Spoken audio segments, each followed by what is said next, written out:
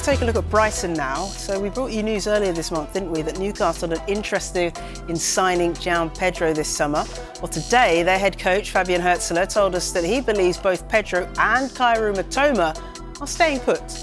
Yeah, for sure. I'm really looking forward for both of them. So they are great players. They helped us the last season. So they're expected to be back next week. We keep doing our way. We continue doing our way with signing young players with big potential, trying to develop them, trying to make the next step with them, and that's what we try to do with these new signings. I'm sure they will make us better. I'm sure that they will integrate us as quick as possible. They have all great characters. They have all great potential. So I'm really looking forward to work with them. He sounds pretty sure then, Mark. Fabian Hürzeler, he says Pedro's going to stay, wants him to stay, but there's been major developments, hasn't there? Yeah, some significant news over the course of the last few moments, and it concerns Brighton's Joao Pedro because we understand Newcastle have had an offer rejected which was worth in excess of £50 million for the Brazilian international. There is long-term interest from Eddie Howe in Joao Pedro. They were interested in him when he was at Watford, but in the end he joined Brighton. We also know that Newcastle have an interest in Anthony Elanga, and that offer earlier in the window was also rejected. Be interesting to see what Eddie Howe does after this rejection, but very much a player of interest. We know that Chelsea also like Joao Pedro. Get the feeling, might be talking about this man a fair bit over the course of the next few days and weeks. He's an exciting player to watch, but okay, 50 million is not enough. How much is? I think you're probably looking at 60 million plus 5 in add-ons, something like that might be enough to get the deal done. He went from Watford to Brighton and cost 30 million. We know that Brighton drive a hard bargain in the market. They always kind of buy low, sell high, and sell extremely high as well. They'll be looking at him as a Brazilian international, 23 years old. He's just scored and got 16 goals and assists in this last Premier League campaign as well, so his numbers stack up. We know that when there's interest in a player from multiple clubs, particularly in the Premier League, it always suits the selling side because they can drive the price up a little bit more. And despite what Fabian Hürzeler said there, he's not going anywhere. He's looking forward to seeing him in pre-season. I would be gobsmacked if Joao Pedro stayed at Brighton beyond this summer. Okay, James, when you see a player that reaches double figures for goals and assists combined, that's pretty impressive. How big of a loss would he be to Brighton?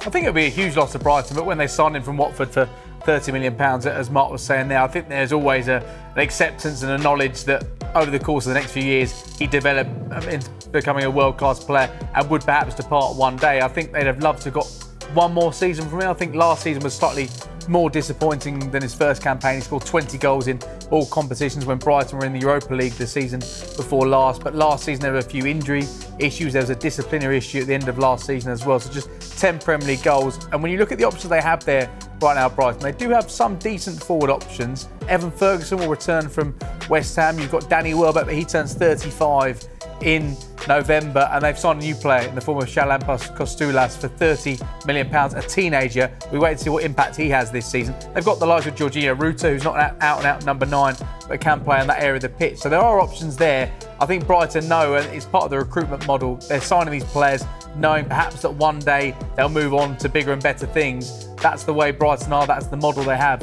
right now. And when you look at the notable sales, you can understand why they were able to sell the dream of Brighton to a player like Joao Pedro, because these are the types of clubs you can go to. You can go to Chelsea, Liverpool, Arsenal, Tottenham, clubs that are fighting for Europe, clubs that are fighting for major silverware and challenging to win the Premier League every season. That's what you can move to if you succeed at Brighton. But Brighton are only willing to sell when it works for them. But I think when you consider this here, they wouldn't be able to get the likes of Joao Pedro if they weren't able to say to him, if a club meets your valuation at the right time for us and it works for you, then we'll let you move on. And it does feel like it's the right time for Joao Pedro to move on with that concrete interest there at Brighton. I think would have loved to see him a little bit closer to his peak, despite having 2 really good seasons. I think the thing to point out as well, Brighton sell players for a lot of money, but you don't want to get the reputation of only being able to leave a club for big money. So they need to get that balance right between getting what they want for a player, but not saying to other clubs, hang on, we can't take you to Brighton as a player because actually it's really difficult to get you out because they want big money. So it's about getting that balance right between selling something that you want, but also getting a player out there for fair market value, because otherwise you get the reputation, don't go to Brighton because it's really difficult to get you out of Brighton because they only want big money for you. So that's where they're treading that fine line. But the business they've done has been absolutely exceptional. It's one of the best run clubs in the Premier League. The people that are there operating Brighton and Hove Albion are sensational at what they do, and they're very much the model for not just Premier League sides, but every team in the world is looking at what they do, going, like, how can we be like Brighton, because they're so good at what they do. Okay, so as you say, Brighton in recent years, they buy cheap and they sell big. But if you look at their recent transfer signings, is perhaps that changing? Are they shifting their model slightly? Well, I think last season in particular, they changed their model just slightly. That's what they had to do because it was a big summer in terms of recruitment. Jorginho Ruta costing £40 million from Leeds. I think last season was an exception rather than what we'll expect to see from Brighton. Right. The difficulty is you can't sign players like Alexis McAllister for £5 million anymore because of what Brighton have done over the course of the last few seasons. I think 2 or 3 years ago, or 4 or 5 years ago, it was easy to sign the likes of Moises Caicedo and Alexis McAllister for really short fees.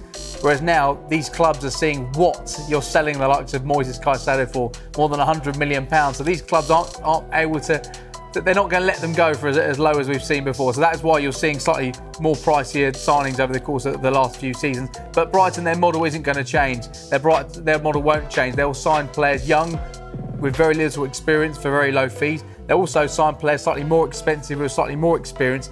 And then they'll sign players for very limited fees, the likes of James Milner, Adam Lallana. They'll still do that, the likes of Danny Welbeck, when it makes sense to the club. But they're not going to change too much, though it's very difficult to get these players as cheap as before because these clubs that are selling the likes of Caicedo and Alexis McAllister know what Brighton are doing for these players and knowing the sort of money they're recouping in a couple of years' time. Yeah, and so far for Brighton, it's working, isn't it? Okay, we'll be on Pedro watch over the coming days to see if he does remain a Brighton player.